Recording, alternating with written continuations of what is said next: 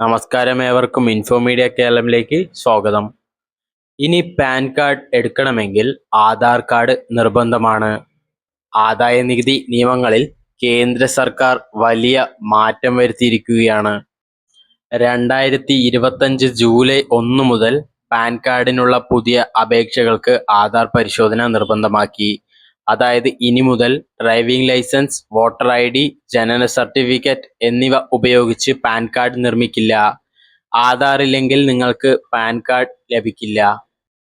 ഇതുകൂടാതെ ഇതിനകം pan card ഉള്ളവർ 2025 ഡിസംബർ 31-നകം പാൻ കാർഡ് ആധാറുമായി ബന്ധിപ്പിക്കേണ്ടതുണ്ട്. നിശ്ചിത സമയപരിധിക്കുള്ളിൽ ഇത് ചെയ്തില്ലെങ്കിൽ 2026 ജനുവരി 1 മുതൽ അവരുടെ പാൻ കാർഡ് നിർജ്ജീവമാക്കപ്പെടും. ഈ നടപടി നികുതി വെട്ടിപ്പ് തടയുകയും സാമ്പത്തിക ഇടപാടുകളിൽ സുതാര്യത വർദ്ധിപ്പിക്കുകയും ചെയ്യുമെന്ന് സർക്കാർ പറയുന്നു. ആദായ നികുതി വകുപ്പ് നൽകുന്ന 10 അക്ക ആൽഫ ന്യൂമറിക് ഐഡിയാണ് പാൻ കാർഡ്. നികുതി റിട്ടേണുകൾ സമർപ്പിക്കുന്നതിനും ബാങ്ക് അക്കൗണ്ട് തുറക്കുന്നതിനും ഓഹരി വിപണിയിൽ നിക്ഷേപിക്കുന്നതിനും മറ്റ് സാമ്പത്തിക പ്രവർത്തനങ്ങൾക്കും ഇത് അത്യാവശ്യമാണ്. നിങ്ങൾക്കിതുവരെ പാൻ ഇല്ലെങ്കിൽ ആദായ നികുതി വകുപ്പിന്റെ ഔദ്യോഗിക വെബ്സൈറ്റായ incometax.gov.in സന്ദർശിക്കുക. ഇവിടെ ഗെറ്റ് ന്യൂ ഇ-പാൻ എന്ന ഓപ്ഷൻ തിരഞ്ഞെടുക്കുക.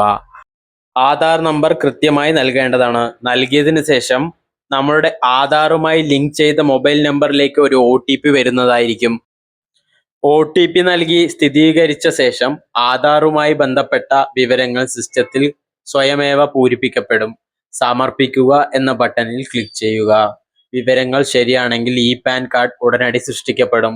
പാൻ നമ്പറും മറ്റു വിവരങ്ങളും SMS അല്ലെങ്കിൽ ഇമെയിൽ വഴി അയക്കപ്പെടും. ഇനി നിങ്ങൾക്കൊരു ഫിസിക്കൽ കാർഡാണ് ആവശ്യമെങ്കിൽ 107 രൂപ ചാർജ് നൽകേണ്ടി വരും. കാർഡ് എത്താൻ 15 to 30 ദിവസം വരെ എടുത്തേക്കാം. ഇങ്ങനെയുള്ള ഇൻഫോർമേറ്റീവ് വീഡിയോസിനായി ഈ ചാനൽ സബ്സ്ക്രൈബ് ചെയ്ത് സപ്പോർട്ട് ചെയ്യുക. താങ്ക്